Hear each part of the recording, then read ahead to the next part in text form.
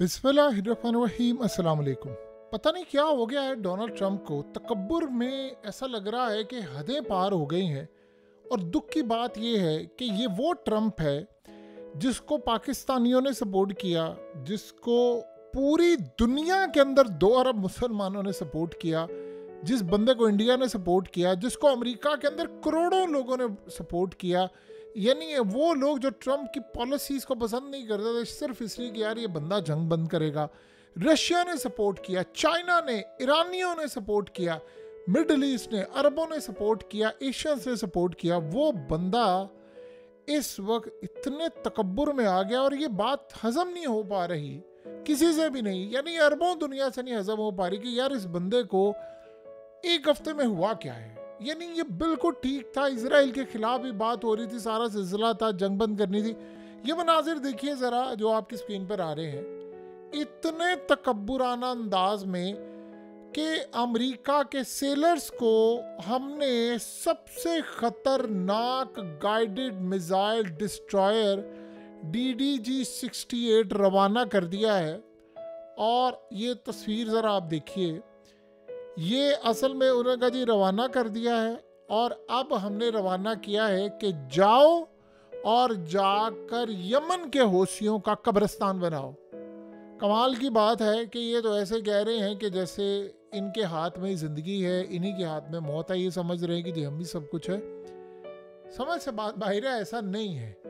ये इस सारी सूरत हाल में ऐसा बिल्कुल भी मुमकिन नहीं है। यमन ने इनका कब्रिस्तान बना देना है। आप उसका अंदाज़ा करें कि क्या 2 दिन से अमेरिका का हमला हो रहा है, लेकिन वो हमले कर रहे हैं और लगातार हमले कर रहे हैं। अब ये क्या है जो डिस्ट्रॉयर, आपके एयरक्राफ्ट कैरियर ने क्या उखाड़ लिया था, आपके बाकी वॉरशिप्स ने क्या उखाड़ लिया था, जी हमने रवाना कर दिया है।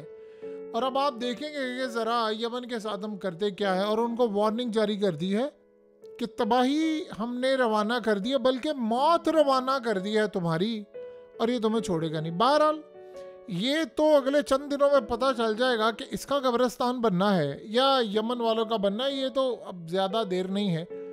ये बातें बड़ी पुरानी हुई थी, पहले भी कहा था अफगानिस्तान को तो हम छोड़ेंगे नहीं, जो कब्रिस्तान बना देंगे। आज आप सिनेरियो जानते हैं क्या है?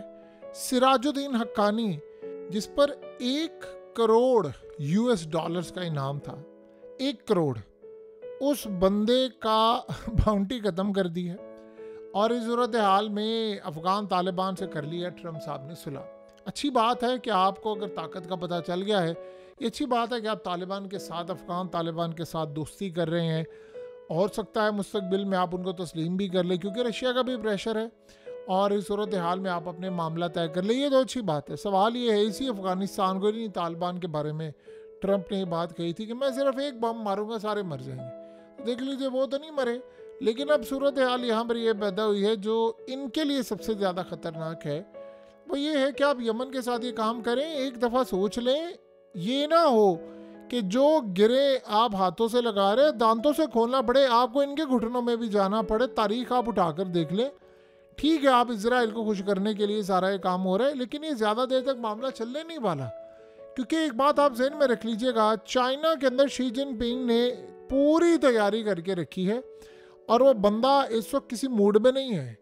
यानी आप ये सोचें कि इतना गुस्सा उनको चढ़ा हुआ है कि डोनाल्ड ट्रंप ने ये जो इस वक्त सारे का सारा स्नैरियो बनाया हुआ है, जिसमें वो मुआशी जंग छेड़ी है, स्टॉक मार्केट क्रैश करी है, निकल गए ना अगले चंद दिनों के लिए, फ़िलहाल निकल गए ना।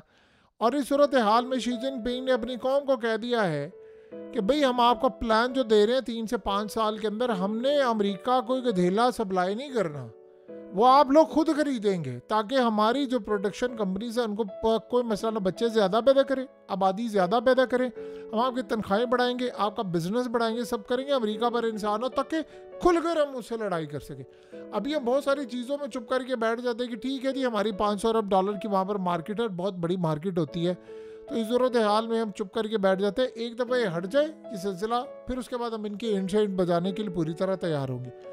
तो एक बात आप ज़हन में रखिएगा, ये जो रवाना हो रहे हैं सारे वॉरशिप पर फैलाना, ये यमन के साथ लड़ाई करने के लिए आ रहे हैं, तो क्या ये यहाँ पर रुक जाएगा? देखिए, 2 चीज़ें अभी तक जो स्नैरियो इनको समझ नहीं आ रहा, और यहाँ सरप्राइज़ हो सकता है। यमन बार बार कह रहा है और ईरान बार बार कह रहा है। हो क्या रहा है? हो ये रहा है कि यमन एक ही तरह का मिसाइल बार बार हिट करे, अमेरिका पर ड्रोन्स, मिसाइल और ड्रोन बोट। अब इजराइल पर हाइपरसोनिक मिसाइल, लेकिन वो इंटरसेप्ट भी हो रहा है।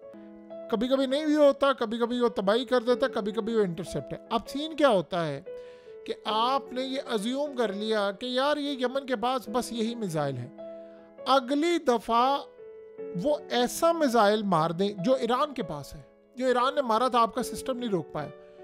ईरान ने किया गया था, ड्रोन्स भेजे पहले और उन ड्रोन्स को डिफेंस सिस्टम के साथ किया इंगेज, उसकी आड़ में अपना तबाहकुन हाइपरसोनिक मिसाइल मार दिया। और फिर क्या कहा उसने, हिट किया और कहा कि ये तो अभी 20 साल पुरानी टेक्नोलॉजी है, नया यूज करेंगे तो बचेगा कुछ नहीं। खैर बचा तो उसमें भी कुछ नहीं था, जो जो मारा था तबाही हुई थी वो सब जानते हैं। लेकिन इस सूरत हाल में अब यमन को आपने कह दिया कि जी हम DDG-68 भेज रहे हैं, ये वॉरशिप आ रहा है, ये आ रहा है, ये तो तुम्हारी मौत आ रही है।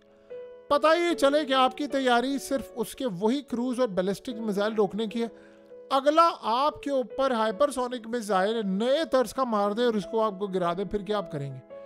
अब इतना तो बेवकूफ़ यमन है नहीं कि मुसलसल 9 दिन से आप पर हमला कर रहा है, इसराइल पर हमला कर रहा है। अब कह रहे हैं रुक रहा है, अब कह रहे हैं जी हमने उसको रोका है, मिसाइलों को फलाना रोका है।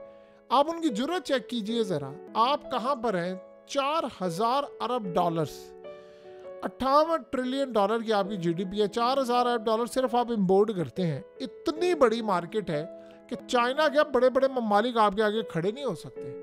तो आप इमेजिन करें कि इतनी बड़ी ताकत और यमन के हाथों मार खा जाए, यानी कुछ समझ से बात बिल्कुल ऊपर चली जाती है। अब यहाँ जो मामला है वो ये है कि यमन देगा सरप्राइज, और ये डेफिनेटली होगा सरप्राइज। जंग का ये असूल है, जिस तरह रशनिक मिसाइल का सरप्राइज पुतिन ने दिया है और तोते उड़ गए थे इन सब के, और इस सूरत हाल में अभी तक अगर ये बड़ी जंग नहीं हुई तो उसकी एक रीज़न ये है कि ये ऑन बोर्ड लिया गया है, यानी पुतिन को इस वक्त ट्रम्प की जानिब से ये असल में सरप्राइज इनको करते हैं। तो फिर आप देखेंगे कि मामला बिल्कुल वन साइडेड हो जाएगा, क्योंकि इनके पास, अमेरिका के पास एक चीज़ है, डिफेंस सिस्टम वीक है।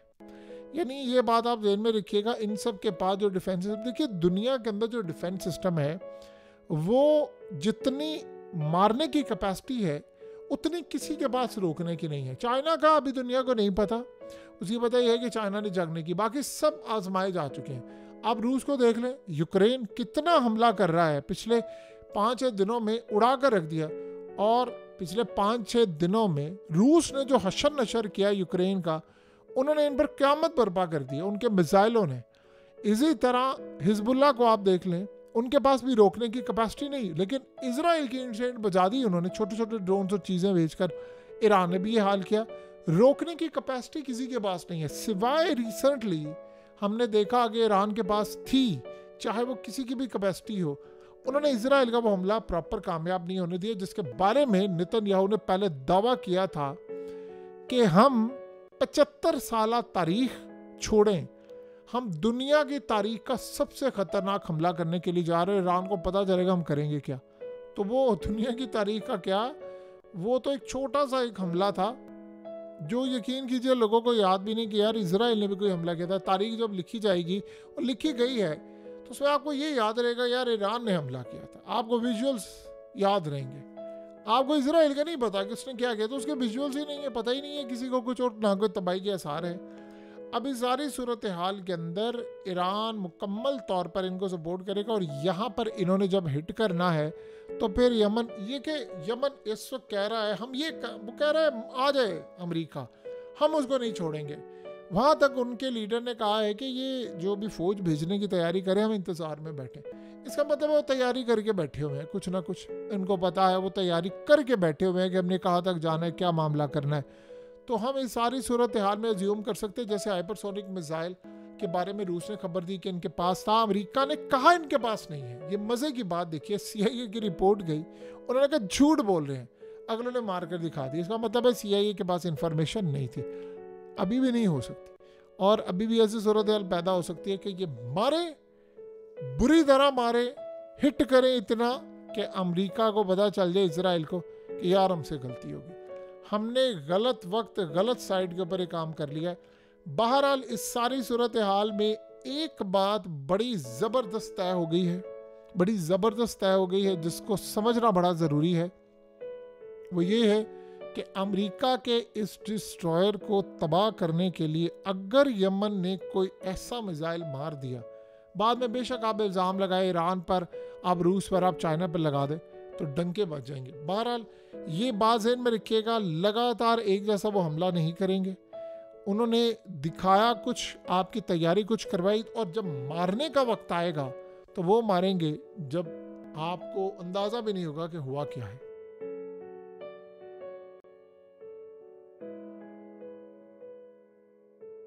हकीकत टीवी को सब्सक्राइब करना मत भूलें, वीडियो को लाइक करें, शेयर करें और कमेंट सेक्शन में अपनी राय का इजहार ज़रूर करें।